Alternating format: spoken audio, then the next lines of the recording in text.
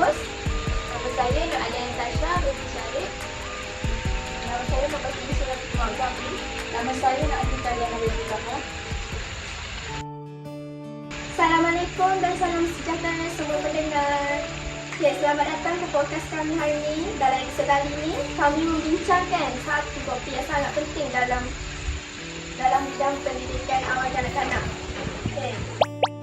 Tajuk hari ini ialah pengurusan dan pentadbiran yang berkualiti dalam tadika atau taska. Topik ini sangat relevan kerana pengurusan yang baik bukan sahaja memastikan persekitaran yang selamat, tetapi juga dapat menyokong perkembangan emosi, sosial, fizikal dan kognitif kanak-kanak. Dalam episod ini, saya tidak bersendirian. Bersama saya ada 3 rakan saya yang akan membantu menerangkan setiap aspek yang penting berkaitan pengurusan tadika dan taska. Sebelum kita mula, saya jemput korang semua memperkenalkan diri dulu. Hai, nama saya Nur Alia Natasha binti Syarif. Hai, nama saya Bapak Siti binti Mawzafi. Hai, nama saya Nak Atika Diana binti Zahra. Okey, inilah mereka yang akan membentangkan pengurusan dan pentadbiran tadika atau taska yang berkualiti. Okey, saya menjemput Alia Natasha untuk berkongsi tentang etika perguruan. Terima kasih Nur Aisyah. Saya akan mulakan dengan etika perguruan. Sebagai pendidik awal kanak-kanak, guru perlulah mengamalkan etika profesional seperti bersikap penyayang, menghormati kanak-kanak, berkomunikasi dengan nada yang lembut dan menjadi contoh yang baik dalam tingkah laku dan pertuturan. Guru adalah role model, jadi cara kita melayan kanak-kanak sangat memberi kesan kepada perkembangan emosi mereka. Seterusnya, kita masuk kepada alat permainan yang menyokong perkembangan kanak-kanak. Taska atau tadika ni yang berkualiti menyediakan alat permainan yang selamat, sesuai umur.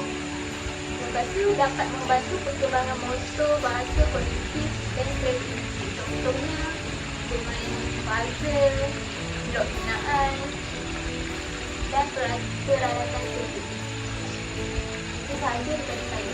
Terima kasih pada Nak Alia Natasha atas penerangan yang sangat jelas dan menarik. Seterusnya, saya menjemput Bagi Yusrina untuk menyentuh tentang penyediaan ruang pembelajaran yang selesa serta peranan guru dalam memastikan keselamatan kanak-kanak di tadika atau taska. Dipersilakan. Okay. Baik, sekarang saya akan meneruskan dengan perancangan penyediaan ruang kelas yang selesa. Ruang kelas yang baik adalah mempunyai percayaan yang mencukupi, pengudaraan yang baik, susunan rambut yang selamat, ada sudut pembelajaran seperti sudut bacaan, seni, matematik dan permainan. Hiasan yang menarik, kelas tidak terlalu serabut. Persekitaran yang terancang meningkatkan fokus dan motivasi kanak-kanak. Seterusnya, peranan guru dalam keselamatan di tadika, taska, guru sangat penting. Guru perlu sentiasa memantau kanak-kanak, mengenal pasti risiko bahaya seperti sudut tajam atau rantai licin, memastikan alat permainan tidak rosak, mematuhi prosedur kecemasan seperti latihan kebakaran, mengunci pintu dan memastikan kanak-kanak tidak keluar tanpa pengawasan.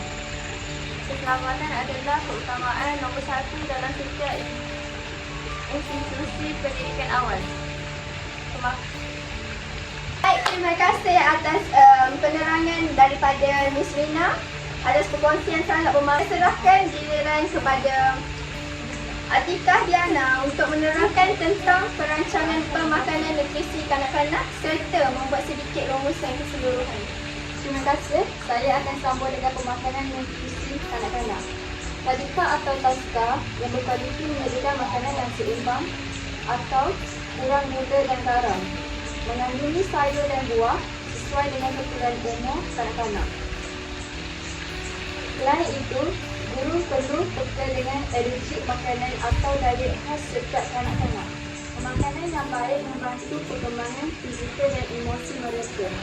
Akhir sekali kesimpulan, Pengurusan dan pentadbiran tadika atau taska yang berkualiti melibatkan banyak aspek, etika guru, alat permainan, ruang kelas, keselamatan dan nutrisi.